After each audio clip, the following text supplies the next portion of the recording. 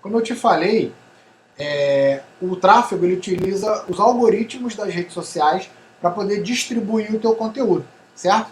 E isso tem a ver com a neurolinguística da internet, tá?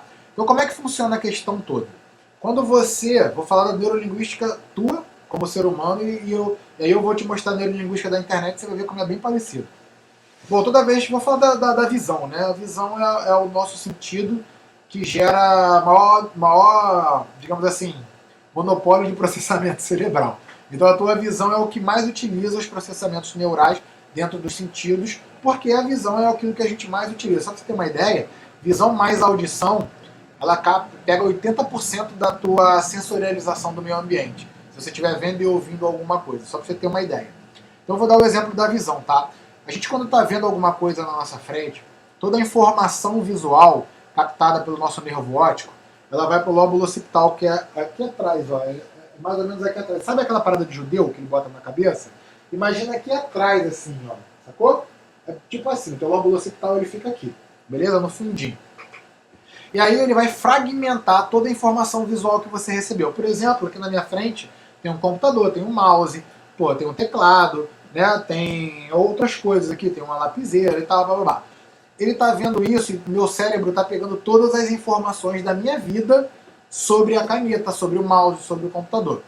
E aí, depois que ele faz todo esse processamento, ele manda para o córtex pré-frontal, que é uma área aqui na frente do cérebro, que alguns cientistas denominam de quarto cérebro, né, porque ele é responsável por pegar as informações e significá-las. Ou seja, por exemplo, aqui tem uma chave de carro, eu não estou nem aí para o carro agora, eu estou dando uma aula para vocês. Então o carro não significa nada para mim nesse momento. Então o meu cérebro não me deu nenhuma informação sobre o meu carro nesse momento. De repente está me dando uma informação sobre o computador, porque a gente está aqui ao vivo, será que a internet está boa, será que está travando? Então essas coisas elas vão permear o meu imaginário na hora que eu for tomar uma decisão sobre o que fazer com a informação que eu estou recebendo, beleza? Só que a gente também reage não só racionalmente, né? Ou seja, vou comparar com toda a minha experiência de vida com aqueles objetos que o meu campo de visão está pegando e eu vou significar elas para que serve para mim nesse momento. Isso é a parte racional.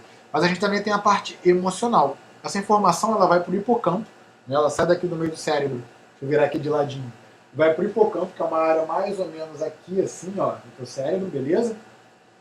E essa área tem uma estrutura lá dentro chamada amígdala. Não é a amígdala da garganta, galera. É a amígdala realmente do cérebro, tá? Beleza? É a amígdala do cérebro. É como se fosse um saquinho, cara, que ele fica assim, ó. Sabe? E aí ele libera na tua corrente sanguínea peptídeos neurais, que são os hormônios, né? Esses hormônios, eles são responsáveis pelo teu sentimento de dor, de prazer, de tô apaixonado, de amo, de felicidade. E assim, são cadeias hormonais, como eu te falei, né? Como se fosse um elemento químico.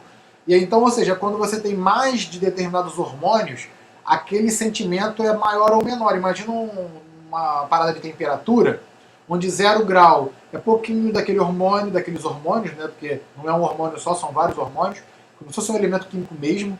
E aí, lá na polaridade de 100 graus Celsius, por exemplo, seria tipo assim, o amor nível 0 e o amor nível 100.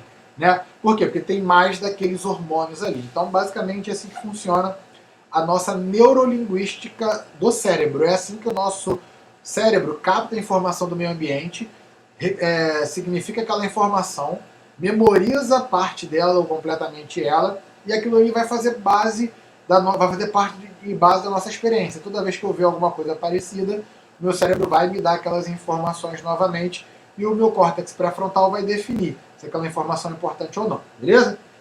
Bom, na internet, vamos falar do Google, mas eu quero que você tenha essa analogia para tudo, tá?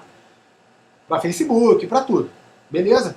Quando a gente vai para a internet ela precisa de um estímulo nosso também, igual a gente receber um estímulo visual, sonoro, tátil, né, auditivo. A internet precisa de um estímulo. Que estímulo é esse no início? Os dados, né? Você vai fazer uma pesquisa ali no Google, você vai botar palavras no Google, certo? Quando você colocar aquelas palavras, o Google vai fazer igual ao teu cérebro. Ele vai pegar todo o banco de dados dele. Quem que, por exemplo, criou um site que usa aquela palavra ali bastante no site? Quem que criou um post que usa aquela palavra bastante no post? Quem criou um artigo de blog, que usa aquela palavra bastante no artigo de blog, né? E assim por diante. Isso são os metadados, tá? Então você, quando entra na internet, você, assim como você tem a tua personalidade, você precisa dar dados seus para as redes sociais, por exemplo, né? Você tem um perfil na rede social, você deu dados ali. E a empresa também faz a mesma coisa. Todas as empresas que estão na internet, elas também têm um perfil delas, né? Elas dão dados ali. Além do seu perfil, tudo que você faz na internet fica sendo mapeado. Grupos, comunidades, com as pessoas que eu falei, as pessoas que eu falei do bate-papo, que eu chamei para falar numa postagem, que eu comentei, alguma coisa. Então, todas essas informações a seu respeito ou a respeito da empresa, elas ficam lá na internet guardadas, beleza?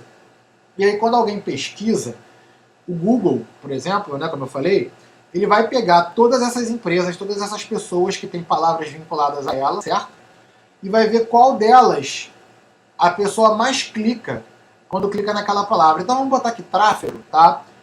Ou então neurodesign. Vamos botar que você escreveu neurodesign na internet e quem é mais clicado quando você fala em neurodesign é o Alexandre, ou então a Neurosense, que é, né, a empresa que trabalha isso e tal, bababá, com a gente, né, que é a nossa empresa que trabalha isso.